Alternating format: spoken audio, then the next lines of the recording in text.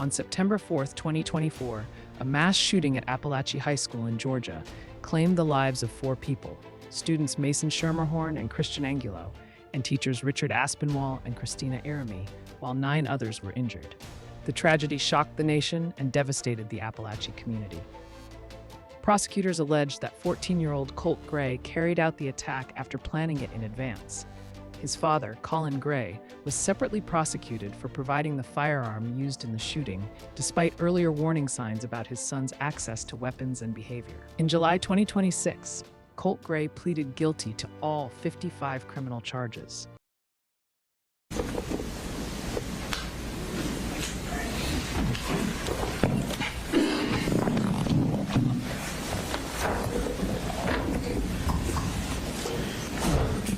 Good afternoon. Good afternoon. You're back? Yes, sir. Okay.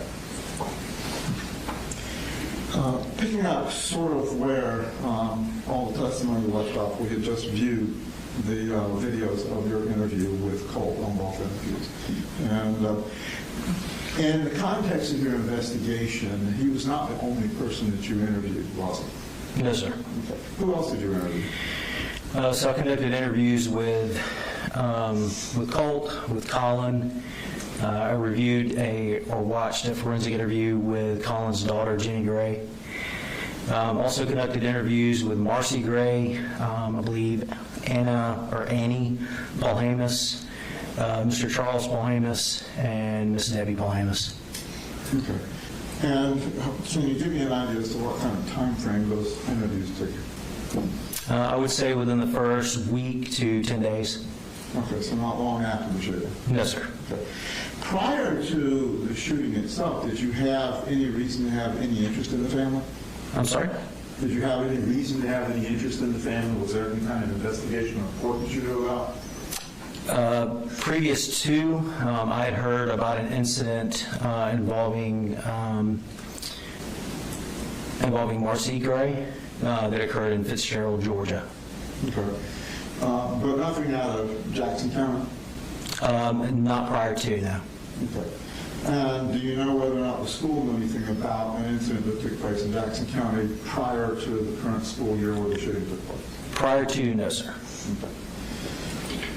So other than Marcy, you have no idea about any pending investigations or any investigations through the Department of Family and Children's Service or anything with the family? No, sir. Okay.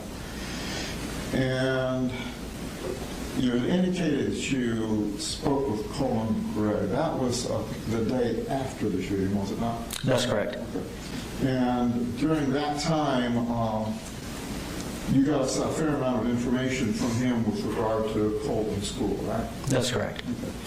And he indicated during some point in his interview that Colt had been bullied in his prior school.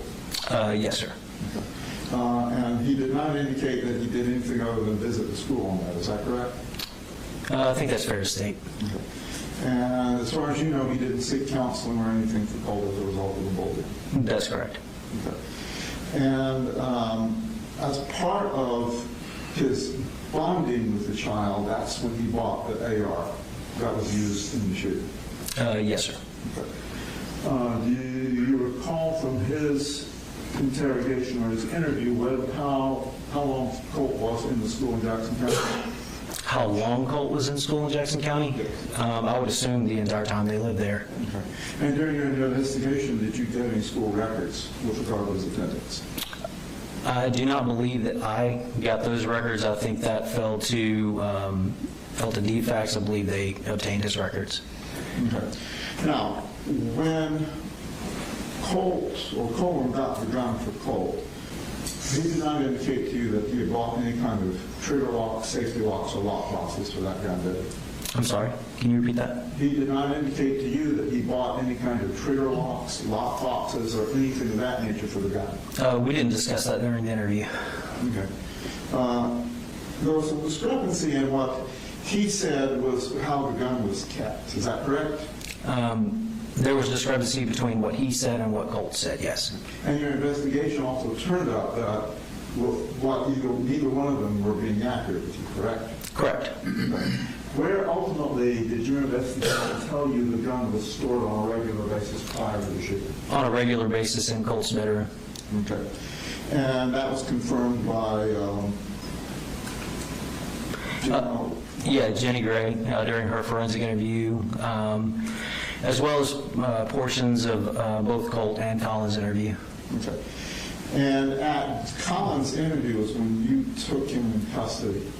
Is that correct? At the end of, yes, sir. Okay. Now, during that interview, you also cited to him some information from Inspector Ward, or Special Agent Ward. Who was she? She's a special agent with the Georgia Bureau of Investigation. Okay. And was she also one of those that confirmed that the weapon was not stored in any kind of locked facility? Yes, sir. She had conducted an interview with Colin the prior day. Okay. During your interview, Colin also indicated that he knew about Colt's self-harm. Yes. And what did he tell you he did about it? He told me that after Colt had caused self-harm, after he cut himself, that he had taken Colt's knife. Okay. And did he seek any kind of help for Colt? No, sir. Did he take him to a doctor to look at the cuts? Not that I'm aware of, no, sir.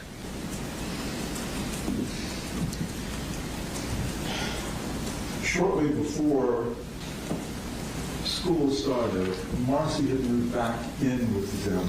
Is that your understanding? Yes, sir. And that didn't turn out well. No, sir. And were you aware that during that time that she was there, she had at one point threatened to harm Colt? I believe that happened sometime prior. Okay. So what is your understanding of that?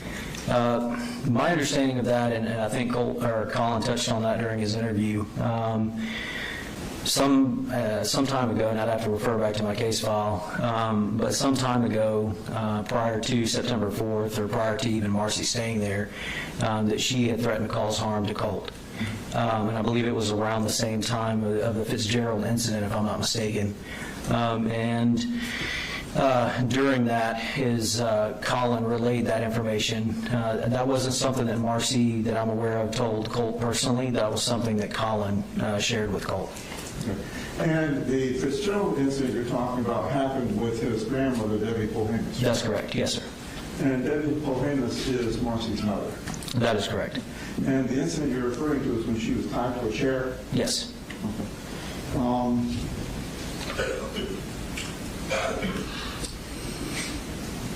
After that threat, there was a brief altercation between Colt and Marcy? There was. And did Marcy have anything to do with the gun that Colt owned at that point?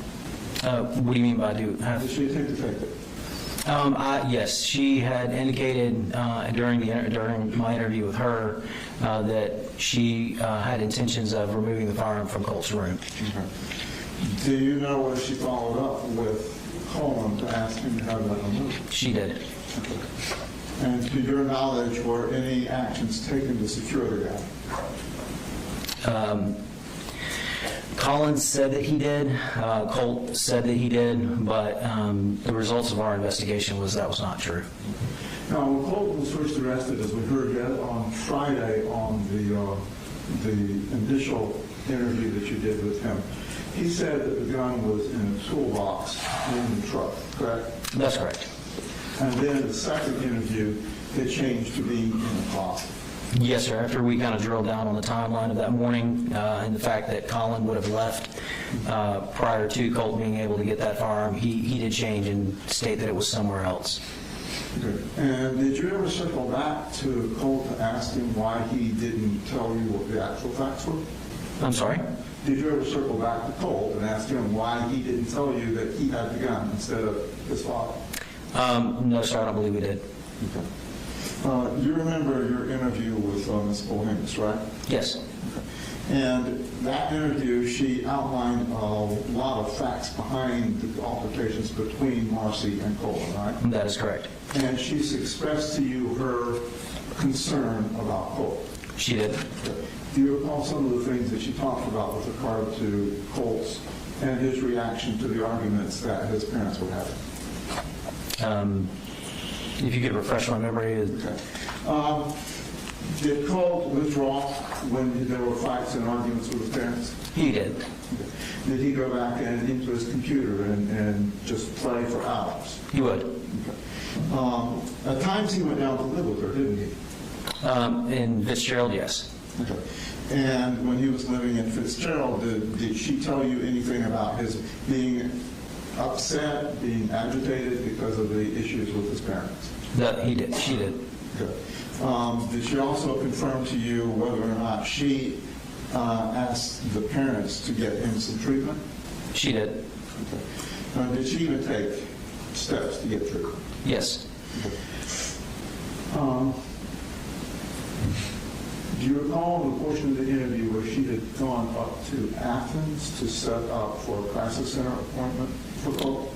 I believe that was a phone call interview, but she did reach out to a facility in Athens to get help for Colt. And do you recall her telling you that the Saturday before the shooting, they had an appointment that Colt was supposed to take him to? Correct. I believe the lady at the facility in Athens told Ms. Valhamis that Saturdays were a slow day and that they could just have a walk-in. And she couldn't do it herself because she didn't have legal rights. Correct. So it had to be a parent that went with her. That is correct. Did she also tell you that Colin didn't make that appointment? Yes. To the best of your understanding, Colin did not ever take Colt into any psychologist or therapist, even though he was asking for it. The only thing that I'm aware that Colin did for Colt was speak with the school counselor, and I believe that was the extent of his involvement for getting help with Colt. And to your knowledge, the school counselor put down crisis management? I know that they have tools available to get children help. As far as all the tools that are at their disposal, I'm not aware of.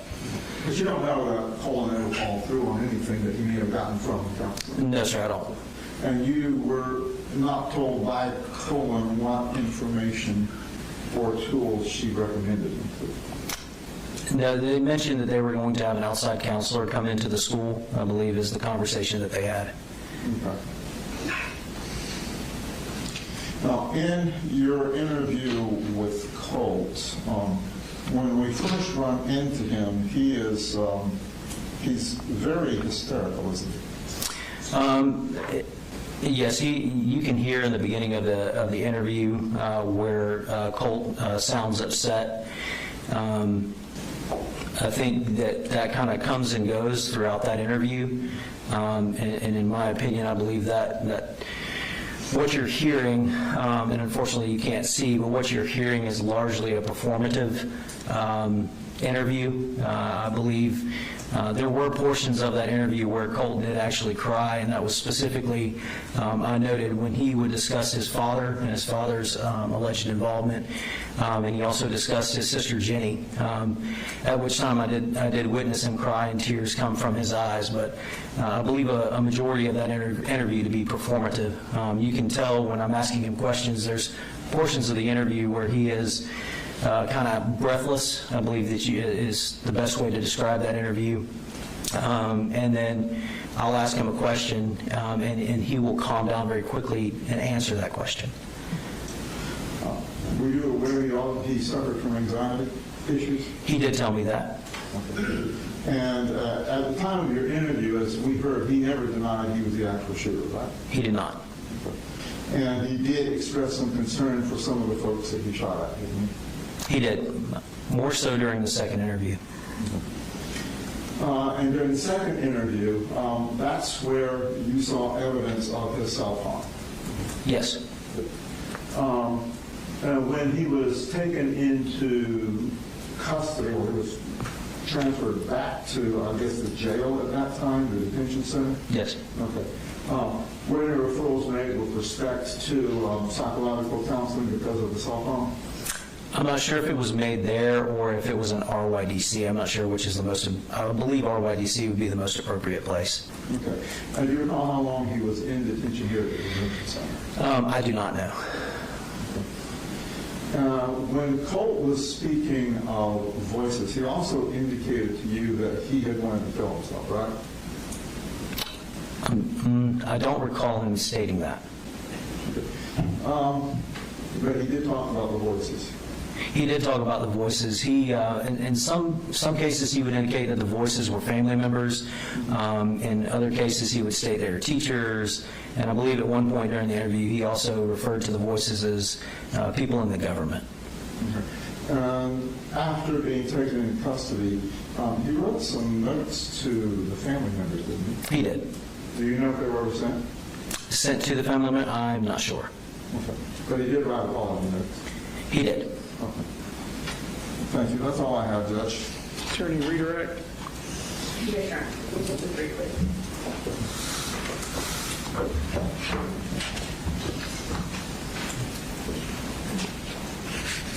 As far as the letters that Mr. Allen was mentioning, were those prompted by law enforcement? The apology letters, did y'all ask him? Yes, we did. And was that sort of an interrogation technique to get him to write the letters? That is correct. And the letters, were they, in your opinion, genuine? I don't believe so, no, ma'am. Nothing further. Anything else, Mr. Allen? With regard to those letters, he never indicated they weren't genuine, did he? So sometimes it's not always about what someone says, it's about what they don't say. And he discussed them at great lengths. He seemed very excited to write the letters. In my personal opinion, and again, that's all this is my personal opinion, it did not seem genuine. But he didn't say that it wasn't genuine? No, sir. There's a lot Colt said that wasn't true, and there's a lot Colt said that was true. But again, in my opinion, if you're asking for my opinion, I don't believe that they were genuine, no, sir. I believe they were for attention. Thank you. Yes, sir. All right, will he be excused? Nothing further from the State, Your Honor. Nothing else, Judge. All right, thank you, sir. Free to go. Your Honor, in our